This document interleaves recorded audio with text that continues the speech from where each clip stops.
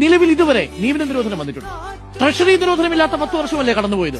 ഏതെങ്കിലും മന്ത്രിക്കെതിരെ അഴിമതി ആരോപണം ഉന്നയിക്കാൻ കഴിയാത്ത 10 വർഷമല്ലേ കടന്നുപോയത്? ഏതെങ്കിലും മന്ത്രിക്കെതിരെ അഴിമതി ആരോപണം പ്രതിപക്ഷത്തിന് ഉന്നയിക്കാനോ അത് തെളിയിക്കാനോ വിജിലൻസിന്റെ ഒരു നോട്ടീസെങ്കിലും കൊടുക്കാനോ സാധിച്ചിട്ടുണ്ടോ?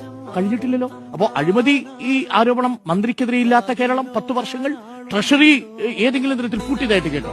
ട്രഷറി പൂട്ടിയിട്ട് ശമ്പള വിതരണം മുടങ്ങിയതായിട്ട് കേട്ടോ? എവിടെ? ട്രഷറി നിയന്ത്രണമല്ലേ? ട്രഷറി നിയന്ത്രണം സ്വാഭാവികമാണ്. എല്ലാ സമയത്തും എല്ലാ വർഷത്തിലും മാർച്ച് മാസം ഉണ്ടാവും. അങ്ങനെയായിരുന്നു ഉമ്മൻചാണ്ടി സർക്കാരിന്റെ കാലത്ത്, അങ്ങനെയായിരുന്നു AK ആന്റണി സർക്കാരിന്റെ കാലത്ത്. ശമ്പളമില്ലാതെ ഏതെങ്കിലും സർക്കാർ ജീവനക്കാർ ബുദ്ധിമുട്ടുണ്ട്. അല്ലെ, ട്രഷറി നിയന്ത്രണമുണ്ട് സ്വാഭാവികമായി. പക്ഷെ ട്രഷറി അടച്ചിട്ടില്ല, ട്രഷറി പൂട്ടിയിട്ടില്ല. ട്രഷറി പൂട്ടാത്ത 10 വർഷങ്ങൾ, പവർ കട്ടില്ലാത്ത 10 വർഷങ്ങൾ, നിയമന നിരോധനമില്ലാത്ത 10 വർഷങ്ങൾ. ശരിയല്ലേ? കഴിഞ്ഞ 10 വർഷം കൊണ്ട് സാക്ഷാൽ പ്രതിപക്ഷ നേതാവ് തന്നെയാ പറയുന്നത്, കേരള സർക്കാർ കഴിഞ്ഞ 10 വർഷം കൊണ്ട് ആകെ 4,71,000 വീടല്ലേ വെച്ചുകൊടുത്തത്. അത്രയുമാണ് വെച്ചുകൊടുത്തത്. UDF 5,002 വീടുകളാണ് 5 വർഷം കൊണ്ട് വെച്ചുകൊടുത്തത്. ഈ കണക്ക് നമ്മുടെ മുന്നിലുണ്ട്. ഇതാണ് യഥാർത്ഥത്തിലുള്ള വജ്രായുധമായി സർക്കാർ ഉപയോഗിക്കാൻ പോകുന്നത്. വിവാദങ്ങൾക്ക് പിന്നാലെ സർക്കാർ പോകില്ല.